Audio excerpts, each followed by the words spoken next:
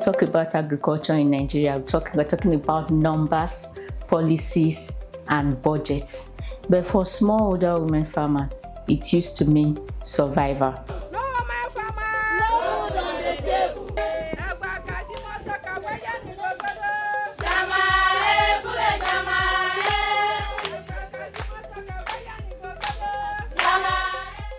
Before I was a housewife doing nothing.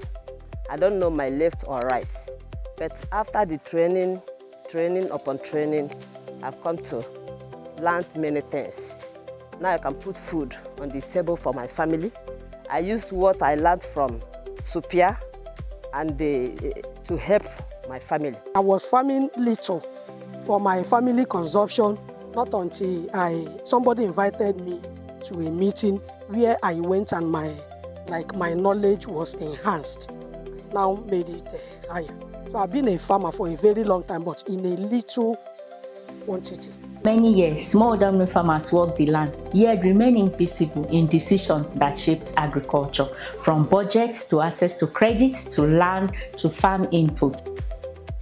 Scaling up of public investment in agriculture was designed to change that, not by speaking for smallholder women farmers, but supporting them to speak for themselves. The SUPIA project implemented its first phase within 2021 and 2022, and its focus was clear: increased public investment in agriculture, both political and budget commitment to support smallholder women farmers and to promote agricultural growth in Nigeria. From July 2022 to December 2025, ActionAid Nigeria and ActionAid International worked with women farmers, civil society, and government institutions to scale up public investments in agriculture at state, national, and continental levels.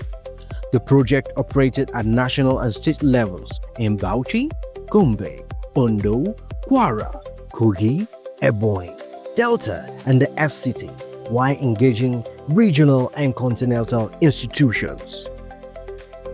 The focus was clear: strengthen women's organizing, build their understanding of budgets and policies, and open doors that has long been closed. Before SUPIA, I can raise only 50 bags.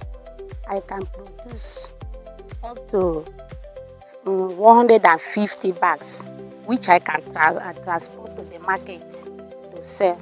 Like before SUPIA project came into my community, I was just farming like 20, 30 potato heaps. Now, I entered it as a business that to the extent that I can farm up to 500 heaps of potatoes. And I sell my produce in my local market, in Kwara market here. But before, I was not doing so. That time, nothing I generate. But now when I go, it was small training and mix with people. I come, they say, hey, it's better for somebody to go out. But this thing, until it come grow like this thing I use. With this project, the participation of smallholder women farmers increased as women farmers began to have representatives in both national and international meetings. Women farmers began to represent their groups in meetings like the National Councils for Agriculture, consultative meetings on the budget, and even as far as international meetings such as AU pre-consultative meetings, the GMAT meetings, and so forth. And this project has helped us achieve that, where the voices of women farmers are heard globally. It was through this SUPIA project that I became interested in analyzing budgets, because we were trained and retrained, and before you know what was happening, if we come for a budget review like this, you will see that we are just doing it as if it is our normal day, which is something that I was not used to.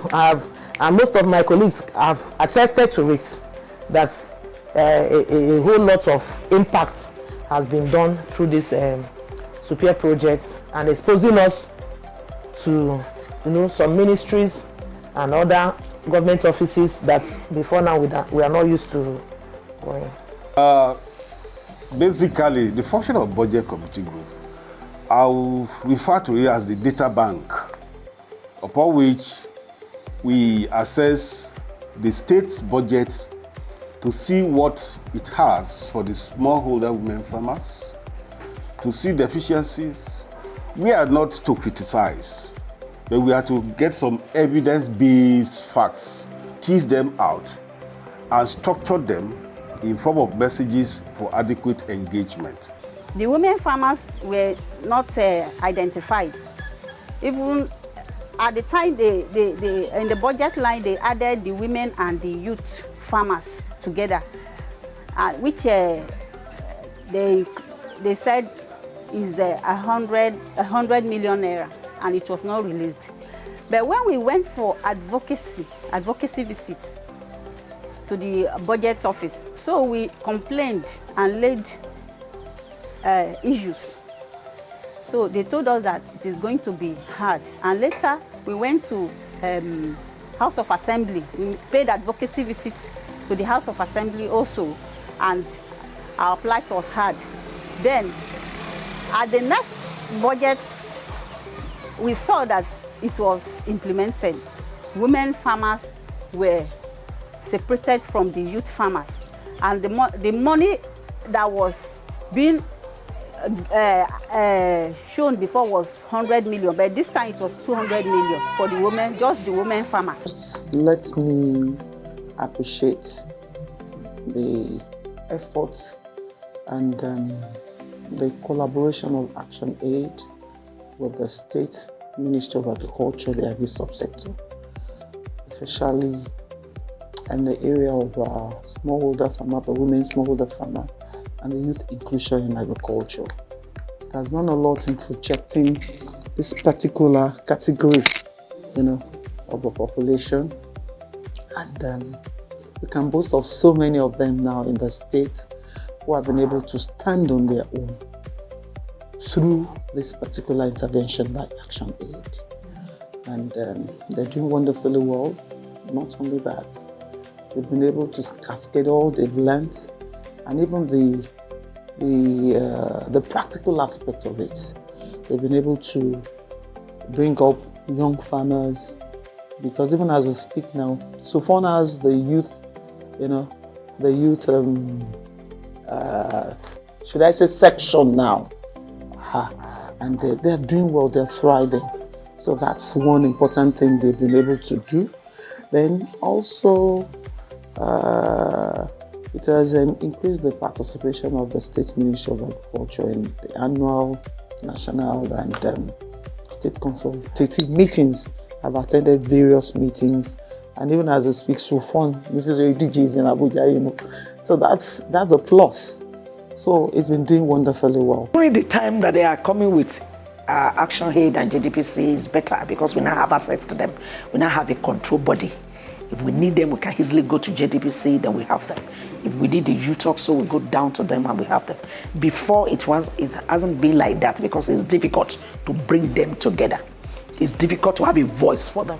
Now, even most of the training that they are having, better their performance on field. It gives them an eye opener. It's allowed them to be able to, even when you take them to any program now, you are proud of having them. When women organized and spoke with evidence, institutions responded, because when people are in numbers, they listen. In the second phase of the implementation of SUPIA, we began seeing increased agriculture budgets at the state and national level. New budget lines for women farmers, 2,913 women reported improved access to services, and the revised national gender policy in agriculture was improved.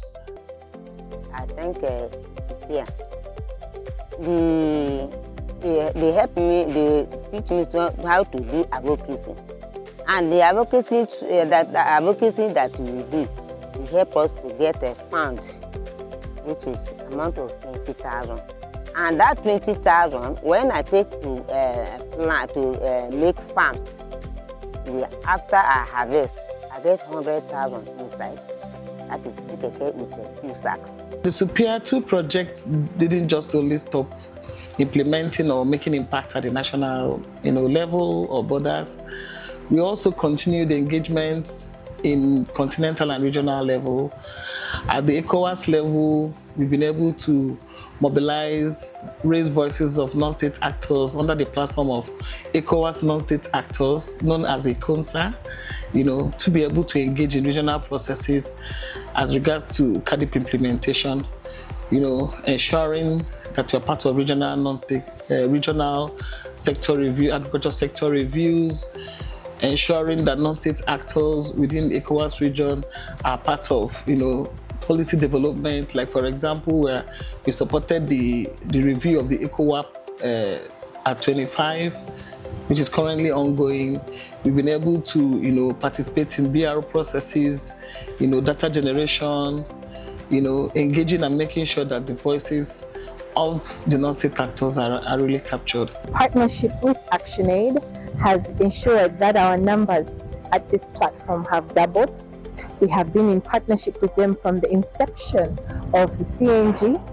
We've been with them when it comes to policy formulation and ensuring that the voice of accountability from women farmers and all constituencies remains visible. With the aid of ActionAid and that of ECOWAS itself, we think we have a bright future ahead of us. This is a journey of over a decade of work from Maputo to Malabo, and we have seen progressive engagement and progressive and constructive participation and collaboration among ourselves as non-state actors, but at the same time with the decision makers at the continental level with AUC, to the East African region with the East African Community and the East African Legislative Assembly, but at the same time at country level.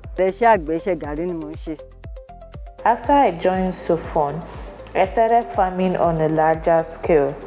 They taught us not to use chemical fertilizers because it was dangerous to the body system.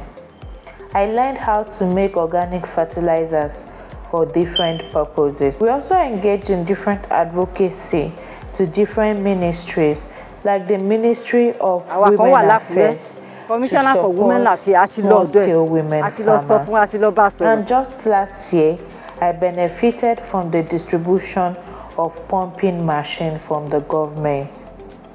Over the years, my farming has yielded more, and I was able to buy 3 plots of land for 600,000. Now I can confidently pay my children's school fees without stress and meet other household needs, even though I am a widow. From policy and budget to training and advocacy, SUPIA II strengthened agriculture across Nigeria. But at its heart, it was never just about numbers or policy. It was about women, each with her own story of resilience, leadership, and transformation. While the phase of this project has come to an end, the structures remain.